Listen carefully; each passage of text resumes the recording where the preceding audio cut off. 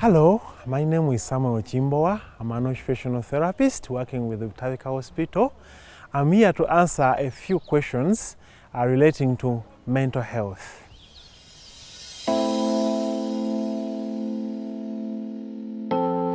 Much as mental illness can bring behaviors that may differ from the way people expect you to behave socially.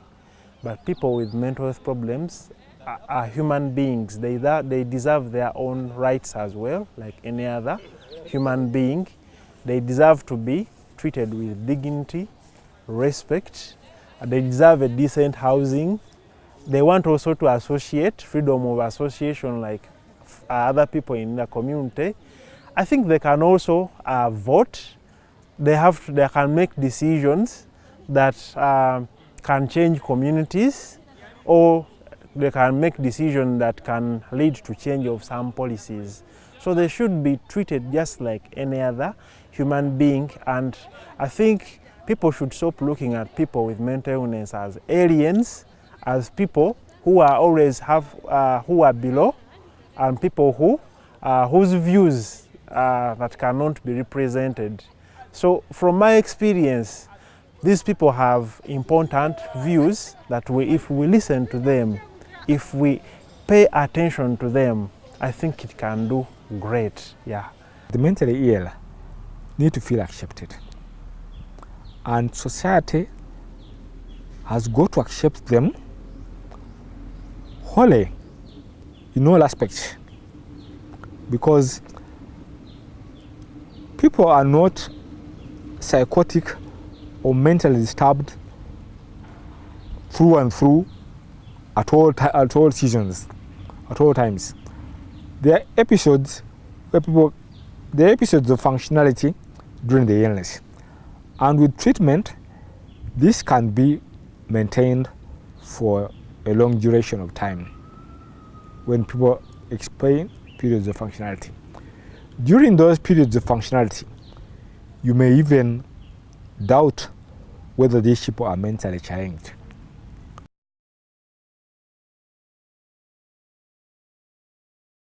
Actually, when we started the Heart Sound organization, people did not expect that we are mentally challenged. We would go to the bank and we would be withdrawing millions of money, and the bank people were saying, these people are bafere. We are consters. We pretend to be mentally challenged, but they said, how can a mentally challenged person write a proposal? And it seeks millions of money when you're disturbed mentally. I've got friends, even some of my fellow peer support workers, some of my fellow mental patients, they say, Eddie, for you, you're just pretending. You're now a profession. Because of the recovery I've enjoyed.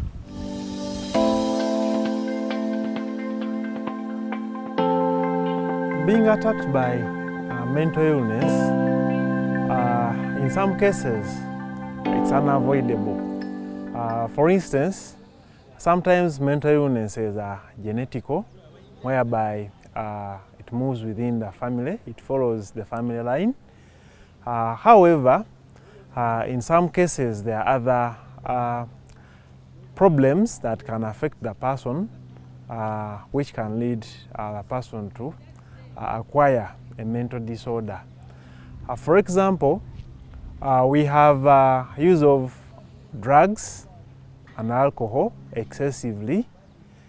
We have negative life events, loss of loved ones, being victims of calamities like disasters, natural and man-made. These can psychologically impact on an individual, and he gets a mental illness. There are also physical problems that may affect the person that indirectly can lead to someone to have a mental disorder. For example, we have HIV/AIDS. It can also affect an individual. So normally, someone can avoid some of these things, like someone can refrain from using drugs and alcohol. You can protect yourself In case you have a partner, go for these tests. But also if you have psychological problems, it's important to seek for support early enough before you break down, so that you're supported. And also try to minimize other problems like stressors. Doing exercises is good for the body, because they say a healthy mind in a healthy body. So all these can contribute to someone to avoid some of these problems, and they can live a healthy life.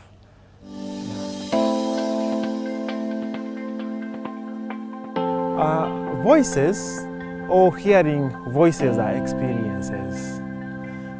They are more common in people with mental health problems. Normally when people get or acquire mental illness, there is a way it affects the brain functioning and higher centers of the brain. So some of these voices that they hear, probably they are experiences, early experiences that they have gone through. Like they may hear familiar voices of people that they knew. There may be deceased people that were probably important to this person. And these may go on for some time. Sometimes they can be treated with medication and they go. But sometimes there's a category of individuals, even with medication, they continue to hear these voices.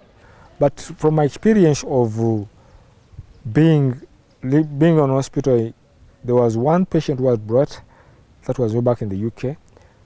She was hearing voices and disturbed, and they treated the voices went away. This person became very lonely. She said, I want my voices back, they were giving me comfort. In fact, she developed depression. They had to give her antidepressants to feel better. Some people feel they're helpful and they can relate. They have their best friend, it's his voice. It speaks to them, it's his best friend. When he's lonely and if he's alone, the voice talks to him and he feels comfortable, and once he can engage in dialogue with the voice for some time. My voice is positive, so it disconnected me from everyone. I would just listen to him. But then the more I disconnected from people, the more I didn't know what was really happening to me. Because when you meet someone, that person is like a mirror to you. They reflect back at you what they see in you, using body expression, comments. So in depression, I had few words, but very observant, I would look at you and your body language will suggest a shower. I'm like, okay, shower, okay, So I learned to use people as mirrors, but I will not look in the mirror itself. But not everybody who hears voices is mentally ill. Because I remember when we were launching the Hearing Voice group, there was a video clip that was played from the UK where someone was saying that if you talk to God, that is prayer. But if God talks back to you, that's being schizophrenic. You see, that is where it loses meaning. And also we have people in the normal population who hear voices. But most of these people fear to come out and tell the people in the communities that they do hear voices. Most people would probably say they are pretending. Sometimes, coincidentally, they may say things that may happen in real life, and people may look at them as probably witches, witch doctors, people who can foretell things. For example, we have a member of in our community. She's actually a carer, but she says she hears voices, and they are good voices. They warn her. They tell her, don't enter that taxi. There's trouble in it, and she doesn't enter the taxi. Eventually, the taxi, it rolls over and gets an accident. It tells her, don't enter that house. There is a snake, and eventually they check. There's a snake in the house. So the voices are like precautionary. It's like a guardian angel telling the person to hear this. And by all of us in one way hear voices, because It's like talking to yourself in a way. Yeah.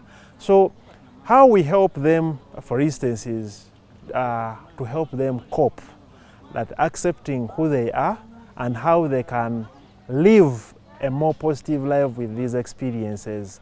We train them to be in control of these experiences, because sometimes these experiences can put their lives at a risk. Like there are some voices that are commanding in nature. For example, a voice can say, don't eat that food when you're hungry, there is poison. But other people, when they eat the food, they are normally functioning, nothing happens to them. So these hearing voices happens to patients, but also in people who would call normal people. And these ones, most especially, there is a strong link between our earlier experiences in life and the nature or the type of voices that they do hear. Yeah, so in both clients who have mental illness and normal people, they have these experiences. Yeah.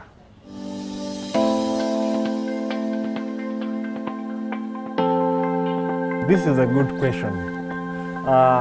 Most of the patients we see ask us, when will I get probably cured?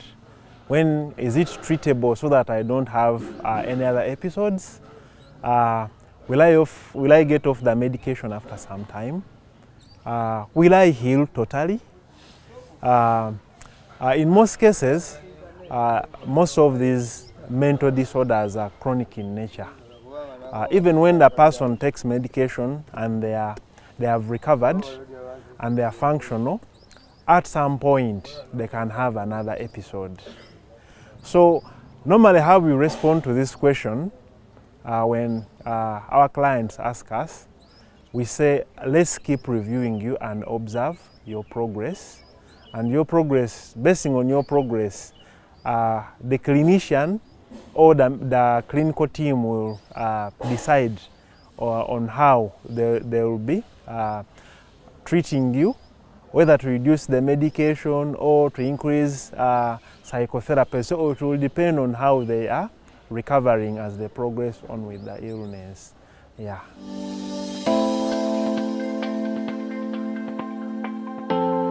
There is no definite time that the person has to take medication. It's how people respond to treatment, and treatment does not only include taking medication.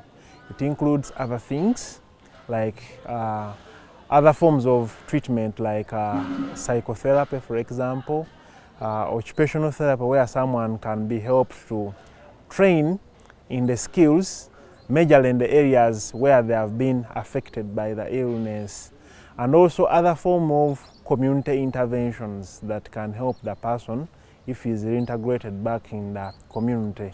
Yeah. So there's no definite time of when the person with schizophrenia probably will stop taking medication, or they will stop visiting psychiatric services. Yeah, so it depends again on how these people engage in these interventions, and also if there are other support systems in place. So there are several variables here that can be at play that will determine the outcomes of treatment. Yeah. Depression and stress are common mental health problems that people have. Depression mostly may come from the stressors we encounter in our daily lives, especially if they have been ongoing for a very long time and the person does not have the skills or he has not got the help on how to overcome these problems. Depression time to me, when I look back, I felt like I was crossing a desert on my own, dry land, like the challenges in deserts. That's how I can best explain it. Or maybe I hit the rocks and I bruised my head. But it's an amazing experience. There's a lot to learn. It was a hard experience, but looking back, I wouldn't be the person I am if I hadn't gone through that process. There's a lot of change. I'm not the old person I used to be. I see things completely differently. So one can avoid stress and depression probably through seeking support, learning various skills like problem-solving skills, learning decision-making. Sometimes people have difficulty in deciding, making decisions. Sometimes activity itself can improve mood that overcomes depression. In most cases, we tell people to get engaged in productive activities. The body usually becomes stronger and resilient to stress when people engage in productive activities. So that's how they can be able to manage the stress. The others is to go and look at interventions like family interventions. If the sources of stress are from families, that looks at how can families better work through their problems so that they can resolve their differences or misunderstandings. Yeah, the others is advanced form of psychotherapy, where we help people basically to look at the events that they encounter, especially the negative ones, in a new way, like changing the way they think about the challenges they encounter. Basically to develop a positive thinking, and this can help to, in the long term or in the long run, to improve how they feel and also how they will behave. Yeah. Mental health problems, still they are chronic in nature, and it depends the level or the severity of these conditions. Some of them, they can be anxiety, which can be treated or managed, sometimes even without use of medication, but use of psychological interventions and look at coping skills, for instance, so that when the person learns a coping skill, they can be able to manage themselves without necessarily visiting a hospital. So, whereas others are severe in nature that require someone to be admitted. However, when an individual recovers, or if the symptoms are well managed on medication, that individual can be discharged from the hospital and goes back and resettles in the community and becomes a productive citizen. So the question of whether these mental disorders recover, sometimes again it depends on factors like factors within the community, available mental health services which the person can access, and also other forms of support that are willing to come on board, especially family members. Yeah, so when these are all combined together, people can improve and become functional. However, like we said, most of the mental health conditions, they may be relapsing in nature, where the person can have periods of when they are unwell, and then there are periods when they are well and functioning, just like any other individual within the community. Yeah. Certainly, yes, there is more to life. From my experience, I've seen people with bipolar who are doing so many great things, amazingly good, brilliant at work. They have a lot of connections. They have friends. At school they are excellent. So there is more to bipolar. There is a lot more. They have a lot of potential. Even sometimes when they have these illnesses, still they can be able to function when properly directed and when properly supported. So there is a lot of potential for people who have bipolar. And this also applies to professionals. Some look at it as a hopeless case. You are not going to function. You're going to be on medication for the rest of your life. You probably will never have a family. You can't do much with yourself. But some people have proved that wrong. The case in point is John Nash, the guy who featured in the film A Beautiful Mind. So I think the question here is we should never underestimate people when they have mental illness. There is a lot that they can do. There is a lot that they can add on to their communities, their societies. Yeah. I think this is a very sensitive topic. Most people ask these questions, especially when they enter into intimate relationships with a person probably who doesn't have a mental health problem. Some of them, they find it difficult to disclose, whereas others, they feel it's better to disclose. And this can also show you whether the person is really committed in this relationship. They are ready to support you despite having a mental illness. So some of them have been able to disclose to their spouses, and their spouses have gone on to support them. But also we encourage that, because at some point people are going to find out, they are going to question themselves, why is the person taking medication? And also we've seen that in instances where a partner learns that maybe a spouse has a mental health problem, it can lead maybe to separation or divorce, because the person entered this relationship without knowing that the person or the other spouse has a mental health problem.